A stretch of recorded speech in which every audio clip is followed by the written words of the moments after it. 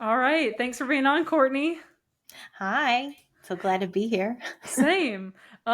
Just for some background, Courtney and I used to work together at my second agency job.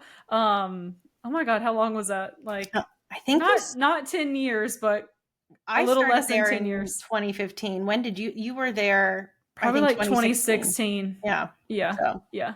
man, Um, we're old. yeah, like kind of like the very beginning of getting into social media for me. Was that And really? I Well, didn't know I that. started in college, and then because our boss's sister, I went to college with her, and she was like, "Hey, my sister's hiring for social media. Right. You Right. do social I media. Do you want to forgot about that. interview?" And I was like, "I guess." Like I had just left Greensboro. I wasn't trying. I had just moved out of Greensboro, like probably 2 months before that, and I was like, "Well, I'm already coming back here." And then I met the team, and I was like, "Oh, this is kind of an interesting place." That's so funny. So yeah, Oh my but gosh. you've done so much since then, and while you were there with Rambo and everything. So if you want to kind of start and tell us, like, who you are, where you've been, and what you're doing now, Do we in want the the marketing long space. version or the short version? Oh gosh, how long is a long version? Long version might be like a 10-minute long discussion, but I Yeah. can try to shorten it up. So kind of like you, I actually started social in college. I had just gotten back from traveling abroad. It was 2009, back when I think it was Twitter, Facebook, and Tumblr. I Mm. think that was like the main social platforms. And I don't know where I got this idea that I could do social for brands, but I was like, I obviously am on Facebook. Therefore, I can teach brands how to do this. And actually, I did, which is rarely how that kind of thing works out. But I was home visiting my family, coming back, from being abroad. I was home for 2 months, and I went to the local chamber of commerce, and I stood up during one of their meetings, and I was like, "Hey, I am a college student, and if anyone here wants to learn how to use Facebook to market your business, I'm doing a seminar," which I hadn't put together yet. I was just winging it, and I got a lot of interest, and I had people come. They paid me $150 each. We did like a 3-hour seminar. I taught them all how to start their Facebook business page. Again, 2009. So like Facebook wasn't even public yet. So there were like no ads. It was just the most beautiful place at the time. And a lot of those businesses, I'm still connected with the owners of those businesses. And they said, they credit me with helping them start their social journey, I guess. And a lot of them were very successful, which is pretty cool. But after that, I'd gone back to school, got my degree in Spanish, which I don't use. I wish I did. And started my first job in at a law firm translating legal documents. And this was not what I wanted to do. And I don't know, it was one of those things where you're like, my brain is not fully cooked. I don't know what I'm doing with my life. Um, and just so while I was there, I was freelancing for an events company based in Raleigh. Um, I had put a call out on LinkedIn asking for brands to reach out to me and to pitch me, and I would provide them with free social media services. Ends up that a brand actually came to me and they were like, "We don't want you to do it for free. We want to pay you." And I was like, "Sweet, that's amazing." So I think I was charging like $20 an hour at the time. And I thought I was like, living high and just having the best time I ever, which mean, back then, and then, like being so young, $20 an hour. I mean, I think I was probably getting paid $8 an hour at whatever job at that right? point. So I mean, 2012, I don't know, young. And I was so bad at my law firm office job that I just got fired. And my boss at the time was like, "Courtney, I think you are meant to do social media." And at the time, I was like, "This is so rude. Like, how dare you fire me?" But I was so bad at it. I was so bad at it. And that's after that, I was able to find my first social media job. But between the time that I had graduated college and started the legal law law office job, I got my dog Rambo. And he was such a huge hit that I created a Facebook page for him. And we got a lot of followers. And by the time I was applying for jobs after I was laid off or fired, I had like 2,500 followers on his page. And that's the reason why I got my first social media job. Not because in college I went and, pitched businesses at the Chamber of Commerce, and not because I was freelancing making 20 or 30 bucks an hour. It was because of my dog Rambo. So Yeah. whenever I say my dog Rambo is the reason why I work in social media and influencer marketing, it's the truth.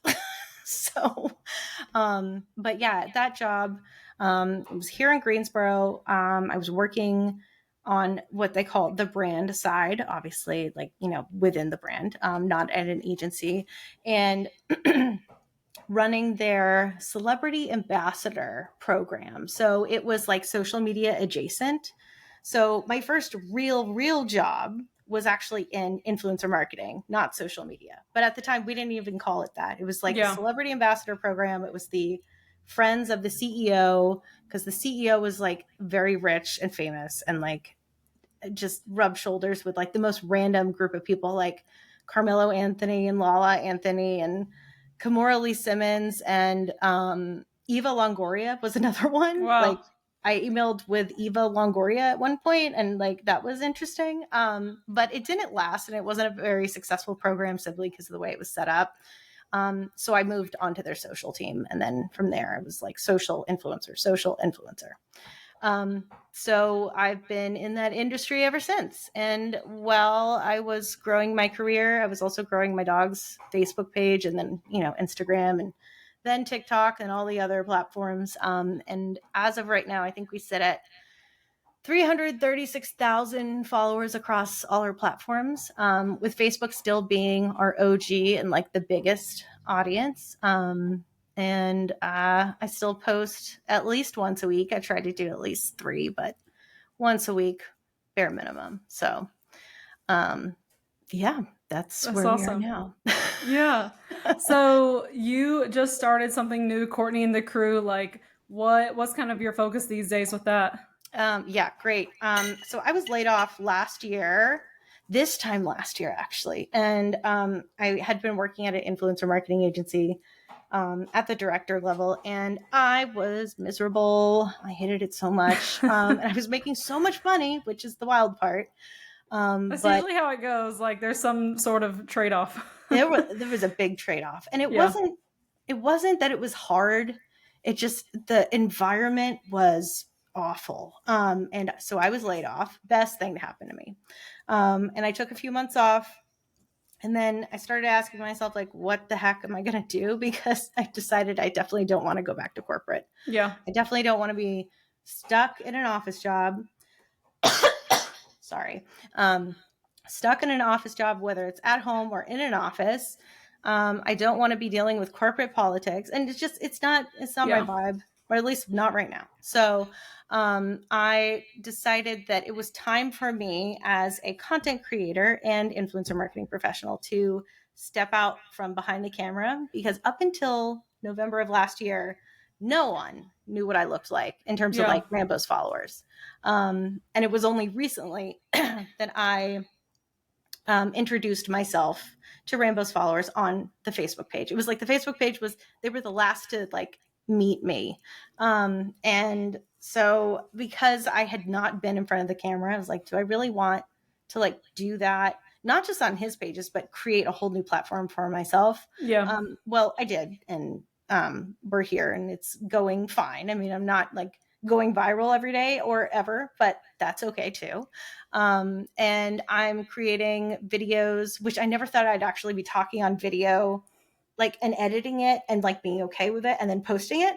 Never thought I'd be in that position, because like listening to myself and like watching myself, it just gives me the ick still a little bit. But so I'm creating content that's primarily for content creators about how to navigate partnerships, because I have so much professional background, working with creators, building programs, building, campaigns from the ground up, working with platforms, working off of platforms, negotiating contracts, rewriting contracts, not because I have a background in legal, even though it was like a short time, but just because I've spent so much time in contracts. and just helping creators better understand their value that they bring to the table, as well as like how to navigate a good brand partnership versus like how to identify a bad brand partnership. So that's what I'm doing on my primary channels. And by primary, I mean Instagram and TikTok. But I have started bringing LinkedIn into the mix. And my whole like strategy there is like just be a menace. Yeah. And it's, I would say it's working to an extent. I have never liked LinkedIn. I don't like I'm so thrilled to announce, well, like who talks like that? Like be a person for God's sakes. Like, so I decided that if I was going to be on LinkedIn, I was going to do it my way and people would like it or not. And that's cool because, whatever. And so far it's working. I'm posting content that educates creators because there are a lot more creators on LinkedIn now too, which is very cool. Yeah. And also educates brands on like what not to do. Most recently, I had a post kind of pop off that was about an email that I got from a brand, Laura Geller. It's a makeup brand. And they emailed me, even though I'm a pet influencer, right? So Yeah. it wouldn't have been a good fit. But this brand reached out to me, and it's not uncommon to receive like brand offers that are just totally not in line with what I do. But I was reading through the email. I was like, wow, anyone who accepts this is terrible. This is awful. Like, do not accept this. They wanted one Instagram reel for free plus photo content, like still photos for free. Plus they wanted usage rates to that content, all in exchange for a blush and a brush that was, I think, valued at $40 total. Mm-hmm. And it's 2025, I'm pretty sure, the last time I checked. And no one should be working for free, right? Products are tools, they're not payment, especially when a product is such a low value. Like if you're giving me a car, like that's a different story. Or if you're giving me a new couch, or heck, like a really nice outfit or something, Yeah. or what's another good example? So a pet influencer recently asked, would it be okay if I accepted a litter robot, which they're like $600-$700 Yeah. litter boxes with like all these like bells and whistles? Could I accept that for like, you sure, especially if you need it, but like a Yeah. blush and a brush, like no, this is not. Yeah. It was so clearly like me focused. Like the brand was just focused on what they needed, not on the value that they could bring to the influencers, not on the value that the influencers bring to them. They were just like, okay, we need this to happen and you're going to do it. And it was like, no, we're not doing Yeah. that. So I posted that on LinkedIn, and I mean, most of the responses that I've got are positive. There was one guy who was like a little weird, but as is LinkedIn. And then I also posted it on TikTok. I did a video, and I had a few people coming out of I don't know, just from all over that were like, oh, this is tasteless. You should not be calling these brands out loud. And I'm like, we need to be calling these brands out Yeah. because we haven't been doing it up until now, and that's why these campaigns they still exist in 2025. And like I understand some people don't want to like, I don't know, make waves or whatever, but I think that it's better to call brands out, educate the industry while we're doing it, and maybe they'll see it and they'll be like, okay, yeah, we kind of screwed up there. We should probably not do that again. And then maybe they'll treat creators better. Probably not, but I mean, it's worth hoping for. So Yeah. So, yeah, I mean there's so much good information here from I work with a lot of small businesses. I work with large businesses too, but for the small businesses, I'm curious what you think about them of there is no budget. So we're going to see what we can do, and if people don't say yes, and they don't say yes, and we have to figure out something to do with, the few $100s we might have. But do you treat smaller local businesses any different, or are you talking about these big players that just think they're going to get whatever they want because they're a big name? Yeah, no, absolutely. Yes, the answer is yes. And also, if it's local to me, like, a Greensboro based business, that's different to me versus like a local in California based business, right? Yeah. But there is like a business hierarchy. And, if like Laura Geller, that makeup brand is like a bajillion dollars, Huge. Yeah. like huge, gigantic. Like Yeah. it's like saying L'Oreal wants free content. Yeah. No. Um, and so it really does matter. Like if you're a small business and you literally don't have budget, um, explain to your creators that, look, we value you and the work that you do. And if this isn't a fit, we totally respect that. But, we as a small business don't have budget. We would like to offer you these valuable products, or, whether it's a subscription service to whatever, your brand does, or, a whole suite of products that, I don't know, dog shampoo or something. Like, whatever it is, make sure that it's actually a very valuable thing for a creator. And again, not every creator is going to see that value. And some creators are just going to be like, look, I don't work for free. And that's okay. But there are a lot of creators who will be like, okay, I can understand that. Like, oftentimes I will work with a brand and I will charge them money. But sometimes a brand is a small brand and I really believe in their product. And I don't feel bad about working with them in exchange for product. Yeah. Um, there's one brand that, it's funny, they're actually out of California, called Besties, and they make like little tags for your dog's collar that don't jingle, or don't make that like awful noise. And I received free tags for Rambo and Fifi a few years ago from them. And they were just like, hey, we were no expectations. Like, can we just send you some really cute tags? I was like, yeah. They sent them to me. The box was cute. The little packaging was very thoughtful. They had a handwritten note. And again, there was no contract. There was no expectation to post. Yeah. And I didn't have to post. I could have thrown it out. And of course, I'm not going to do that because, like, we don't waste stuff. But, and also I really liked the tags. They're useful to me. And so I ended up posting. And ever since, we've had a great relationship. They've sent us some more products that are perfect for our content. That's the other thing. Like, they've tailored the products that they send to us so well that it would be silly for me not to use them because they're just perfect. So they've done a really good job with that. Again, very small business, absolutely no budget, but it's the way that it was so thoughtful. I couldn't not, create content with it. So Yeah.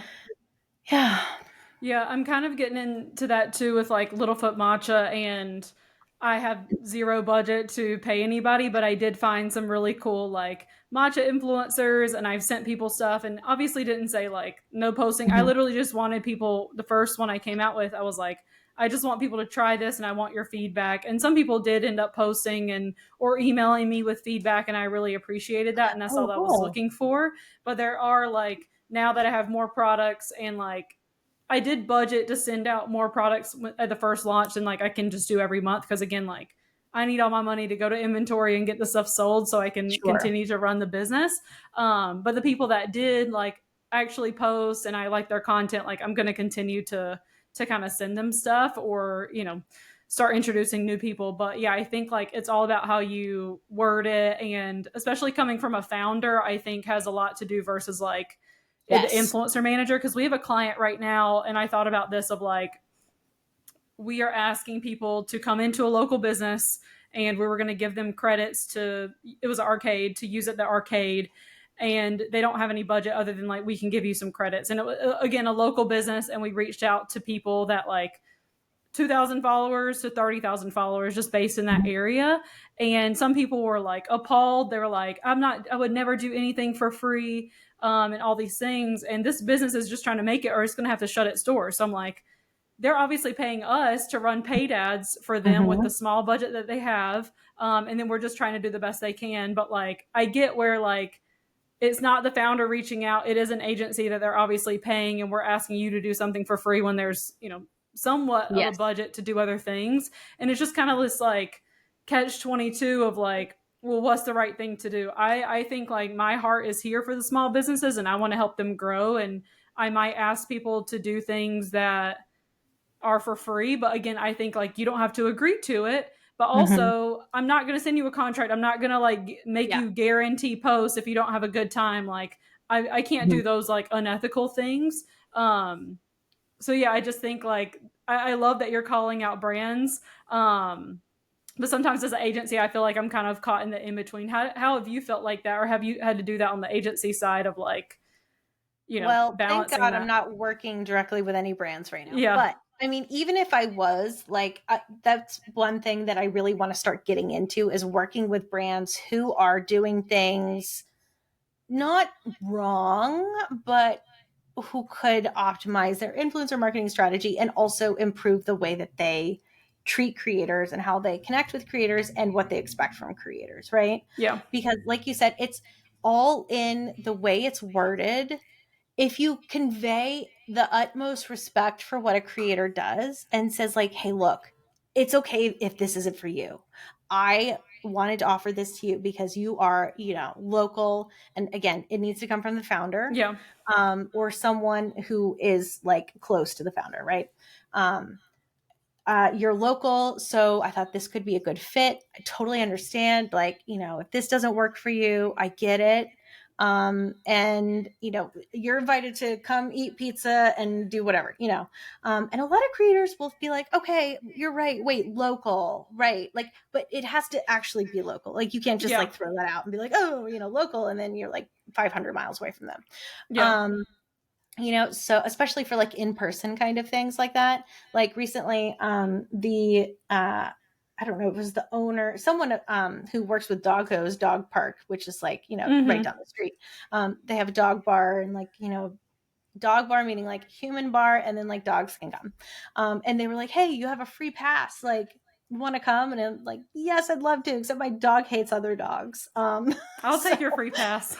right? I know. It's like, hey, Yeah, friends are going, like, we'll go, but like my dog hates other dogs and I don't drink. So, but if that wasn't the case, like, totally, I'd be down for that. And I would love to post, um, you know, playing up the local business or small business angle, not in a way that is manipulative, but in a way that is honest and like, hey, we're in the same community, like, let's support each other, can be beneficial. But again, like, pay attention to what the creator is posting. If it looks yeah, like they wouldn't care about that, like, they probably won't. yeah, yeah, If they do support other local businesses just organically, like, that's a really good sign. yeah, But if not, maybe reach out to someone else. So, yeah. So going back to the Laura Geller example, I email creators at least every week. I'm emailing somebody about something, and I find it interesting when people. I've already seen your content examples, either from Instagram or portfolio that I came across, whatever. But I love when they put in their email like, "Oh yes, I have worked with these brands," and they try to like name drop. I could mm-hmm. care less about that because I just need to see the content. And if it's good, I could care less if it's for this huge makeup brand, if it's for a nobody makeup brand that just launched. What are your thoughts on people like, and either from your side or the other side, like saying that you've worked with BarkBox or all these big brands? Like, do you think it's important for people to build up that they've worked with large brands and then maybe do something for free just to be able to name drop that brand? You mean like Or as a do you think it, creator to say those things? yeah, or even when you've worked on the agency side, if you care about what brands people have worked with, because like I just want to see your content. I could care less who that was Mm-hmm. for. Yeah. No, I mean, I think I'm kind of the same deal. Like, I prefer to see how effective your content is and how good it Yeah. is. Like, does it tell a story? Because we all know we've been on the agency side where we've been selecting creators and the client has told us to select a certain type of creator or whatever. And maybe they weren't the best and maybe they did end up working with Hilton, but, maybe it wasn't the greatest partnership, Yeah. or so I mean, that's fine, but it also is very surface level. It doesn't tell me Yeah. how things are going now. That being said, I do it when I'm pitching brands. I say, look, I've worked with these 4 or 5 brands Yeah. that align with what the brand is that I'm trying to pitch, right? So Yeah. I can prove to them, like, hey, I know the space, and I've worked with Pet Safe, and I've worked with wellness pet or whatever. So I try to make it tailored to the brand that I'm pitching, just to give them an understanding of, like, it's kind of like the social proof angle. Like, hey, look, I've worked with Yeah. these brands, I'm cool, so you should come hang out with me. Like, Yeah. when brands do it to creators though, like, hey, we've worked with big creator that I can't think of right now, and Yeah. blah blah blah, that isn't good. Yeah. Especially if you're coming at it from like but we don't have any budget, or Yeah. because I'm like, okay, because you spend it all on Kim Kardashian, that's why, like. Yeah. That literally happened to one of my brands. They spent everything on like a bench NBA player, Oh and god. then they didn't have any budget for anything, and then they went bankrupt, and they still owe me $20,000. Oh my god. That was That's a few years awful. ago. Yeah, it was terrible. But I'm just like, people want to throw all their eggs into one basket, and I think like, Oh, so we work with a platform called The Lobby for a few of our clients, where it'll I just connect us signed up with. for that one. Yeah, I it's love really the way good. it's laid out. Oh, cool. Tell me more. Yeah. Yeah, very cool. So we have a couple brands on there, and I'm on it from the creator side as well. And I've got some free. Again, I'm not charging anybody anything. There's a few things I wanted for free. I got some dog food that I already pay for. Nice. Um, what else did I get? Oh, Rigby, also the dog brand. My dog already uses that, and so I was like, oh, for free, yes, I will take videos of my Dalmatian with this. Um, Perfect. so that's been really cool. But I think I like where it is an expectation of like posting potentially for free content, whether Mm-hmm. it is just a stories, but it's just like kind of giving the brand content to use. And then I have felt like it's made the negotiation side easier, because I can put out there like, this is a campaign, this is the budget we have for it per person. And I have felt like I've gotten people genuinely interested in the brand and willing to Mm-hmm. work for a budget that if I were to cold email them, that would Mm-hmm. have not happened. Yeah. Like, that person would have charged me $500 when on the lobby I've gotten them for 200. Now, obviously, the Yes. brands have to pay to be on the lobby, and like it probably all evens out. But I think Mm-hmm. it's made it really easy to connect with people that want to genuinely work with cool brands. So I've been very happy with that platform. So yeah, I'm excited to Awesome. see kind of what you do on there. Yeah, no, I haven't done anything. I signed up because one of my current clients was like, "Oh, have you heard of the lobby?" I was like, no, and I need Yeah, to know about it. And it's what I like about it is that it seems like it just sets the tone. yeah, So when creators go on, they're like, "I know what to expect," and brands are like, "I know what to expect." So that helps a lot versus just showing up in a creator's inbox like, "Hey, will you do this for free?" Or like, just or $100, which I mean, some creators will do anything for $100. I'm working right now with some romance authors who are doing influencer campaigns for their books, which is like totally new to me and so yeah, much fun. And it's wild that there are some spaces there's some niches and like creator niches that it's so clear that they've never worked with brands on a paid basis before, because some yeah, of them some of them are saying like, "Oh, I only work um with authors on a gifted basis. I don't want money." Like, hello, excuse me. This is the yeah. only industry that I've ever run into this issue. That is Um, crazy. and then some are like, my posts start at $3,500, and I'm like, okay, Yeah, that's like, I'm used to that. Okay, and it's always the male creators that are mm-hmm. charging the money. But yeah, so I mean it. And that's another thing, like every niche and every vertical is a little bit different. Like the the pet niche took a while to catch up to like the beauty, fashion, travel creator niche in terms of like, we know that we should charge money for our content. And by we, I mean like not me, but like other pet creators. We know we should charge money for our content. Our time is valuable. This started out as a hobby. It isn't anymore. It's a small business and I deserve to be compensated. But Yeah, there's still some niches out there that they're just like, I just want free stuff. Like, please, it yeah, just makes me happy. And you know what? I love that for them. So that's fine. yeah, Like, yeah. So going back to the creator side of things, do you have any like quick tips of what people should be putting in emails? If like, let's say I'm a brand, I just emailed you and I'm like, hey, I'm working with this brand.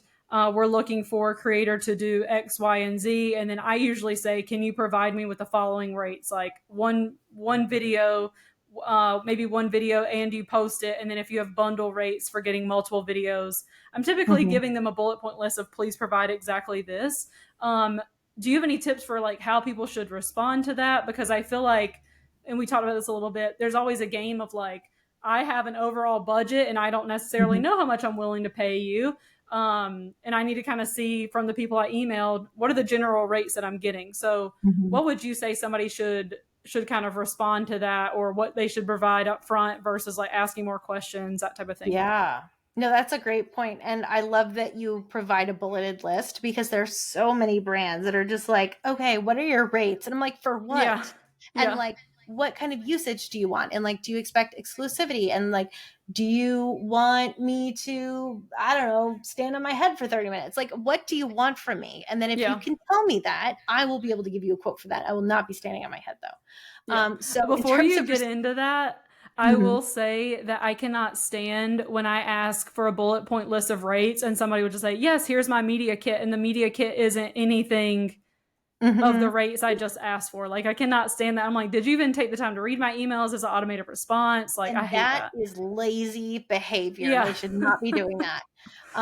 And I will, so many times I received an email that's like, hey, here's my media kit. I'm like, no, I will send them a response like, I did not ask for that. Or Yeah. thanks, but can you send me, like, use your brain, like, or go into Chat GPT and have it remember Yeah. what your rates are and write a response to me. Like, Yeah. don't be lazy, okay? Because I'm not going to go through your media kit and pick out every single rate that I just asked you for, or like, do the math. I don't have time for that. I'm going to move on. Right. So pay attention to what they ask in the email. If they're being thoughtful like that, like actually respond thoughtfully. If they're just saying like, hey, what are your rates? Like, be like, okay, for what specifically? And also like, tell me Yeah. about your brand. Like, tell me why I should care about your brand. I got a really good email the other day. And I took a screenshot of it and posted it on LinkedIn as like the anatomy of a I think great I saw that. Yeah. brand outreach email. And I think, okay, I'm pulling from like the back of my brain right now, but it started off with like hey, this is our brand. Here's why you should care. Like 1 to 2 sentences. Then it explained that they wanted to send me free product to try to see if my dog likes it because it's a new brand. And obviously Yeah. my dog has never tried it. And then if it works out, if he likes it, then they want to know what my rates are. And I was like, oh my gosh, this is Yeah. so beautiful because it's like, it's so clear. And it was so clear that they knew how this goes. Like Yeah. they got it. And I responded to them and I was like, you know what, this is great. Thank you. And they didn't ask me for my rates yet. I just told them like, it was a great email. You did it right. As someone in the industry, I appreciate it. And they were very appreciative. And then that's when they were like, okay, so just give Yeah. us your rates ahead of time. So I gave them like, my rates start at X, Y, and Z. Um, Mm-hmm. but of course, rates are highly dependent on like the ask, the usage rights, Yeah. exclusivity, allow listing, also known as whitelisting, and whatever else, they want as part of that package. It has to be included. And sometimes if you underprice yourself, or if you say like, my rates start at this, but like you don't give a caveat of like, but if we add on other stuff, like it will increase, you can sometimes like pigeonhole yourself into a certain rate that you don't want because, Yeah. you would charge more. So I'm just curious, when you do that, my rate start at X, is that like the lowest you would ever negotiate ever? Or no, okay, no, no. Like it's just it's a generally, great way to say like my rate started at XYZ. Um, and it kind of like, in case they want other add-ons, in case they want usage, in case they want whitelisting, then, it's understood that like my rates start at XYZ. I never said they end at XYZ. yeah. But especially when it comes to like smaller businesses or a business that maybe I really wanted to work with. Like there's a pet puzzle brand that I really wanted to work with last summer, and they could not meet me at my normal rate, but they could meet me close. I was like, yeah, of course. Like just Yeah. because I said they started XYZ, like doesn't mean I'm not going to negotiate because Yeah. I'm a business too. So I feel like some people get frustrated with me sometimes when I email them. And if they tell me, like, hey, my rate starts at $2,000, and then I'm like, hey, thanks for sharing that. We'll have to pass it this time. And then they come back and say, like, well, I'm willing to negotiate and all these things. And I don't want to be rude to say, I have $200 and Mhm. then it comes back to them and they're like, how could you, suggest $200 when I said That 2000? ex So that sometimes exact it's like this thing happened game. recently. That exact amount too. I was like, Yeah. "Okay, my rates for this start at $2,000." They were like, "Well, we think you actually are valued at $200." And I was like, "Excuse me, what?" Well, see, Like, the I way that no, they said it was yeah. just not the way that you said it there. Like, it was like, "We think that your value Yeah. is actually 10% of that." So, I'm like, "Excuse me?" Yeah, people want to like educate you on things, and like I don't think there's ever a right or wrong rate for people to be charging, because like Mhm, that's like what else do you have going on? How much is like an hour of your time actually worth, because that's taking away from something else? And then like mhm. if you're posting it, how much is it worth to you to post that to your audience? And that can also depend on how many followers you have. But yeah, sometimes like I think people get mad that I don't try to negotiate with them when I'm Mm, like, hey, you told me this is the rate, my rate can't even come close to that. If it's yeah. if it's 50% or more, I would say like I don't try to negotiate. If it's like less than or more than like I can afford 70% of that rate, I might try to negotiate and say like, well, here's where we're at. Mhm. So Yeah. yeah, No, but I think that's fair. I mean, like, and also, like, if people are asking, be like, "Look, I don't wanna be disrespectful and offer you $200 when you just told me yeah, your rate was 2,000."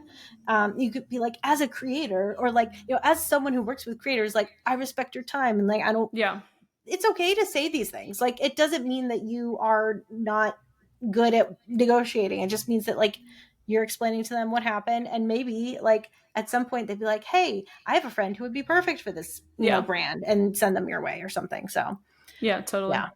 Um, well, to wrap things up, I guess on the agency side, like, do you have any like a few pointers of just like here's not what to do or here's what to do when you're talking to creators or influencers You mean as an agency speaking with creators, or or the brand? Yeah, brands working with agencies working with creators? Um, well, as a brand, I would say, like, okay, one thing is your agency knows a lot of what they're experts in what they're doing, or I would hope so, right? yeah, And oftentimes I dealt with brands that were very bossy about, like, what they wanted. They also wanted certain, like, KPIs, right? They wanted to achieve certain KPIs, but they wouldn't accept our strategy, and therefore we did not achieve those KPIs, right? So if you're a brand working with an agency, obviously, like, there are things that you need, but also, like, let them be, like, yeah, they're the strategist, right? yeah, And as an agency, like, one thing I would say is, like, stop getting pushed around so much by your clients. And I know that's so hard because the clients are yeah. paying you, That's how I right? feel all the But time. it's so hard. But a lot of the times, like, clients don't know what is good for them, or they can't see it. And it's important to explain it to them. And I mean, sometimes you'll explain it to them and still they don't get it, right? But one of the things that was the hardest for me was working with clients that were so pushy and, like, made my entire team work a different way than what we should have been doing. It kills morale at your Yeah, agency. It makes people hate their jobs and hate the client, and hate the work they're doing. And when you're yeah, infusing that much negativity in everything, it's not going to go well. Like, yeah. even if you have the best creators. So, I mean, God, I could never own an agency because of that. Like, tightrope you have to walk. Like, I could not do it. But I mean, I would have appreciated at my last agency if our leadership had spoken up more on behalf of our team, because then I feel like the brands would have listened. Like, at least, I mean, some of them, right? Would have, like, laid off, would have let us do our jobs without interfering so much. But they didn't. So I'm here Yeah, instead. But it's definitely a really hard line to walk. And I think a mutual respect is really important. And if the brands think that you don't know what you're doing, why are they even working with you? But so often they need the help. yeah, So kind of like leveling that playing field and being like, look, this is how it's going to be, like, has to happen. yeah. Well, thanks for sharing all that. If people want to connect with you or work with you, where can they find you? They can find me on Instagram at Courtney _ and the crew, on TikTok at Courtney and the crew, or on LinkedIn. And I think my LinkedIn link is linkedin.com/Courtney B. Canfield, but you could probably just search Courtney Canfield and I should show up. So Awesome. Well, thanks so much. thank you for having me.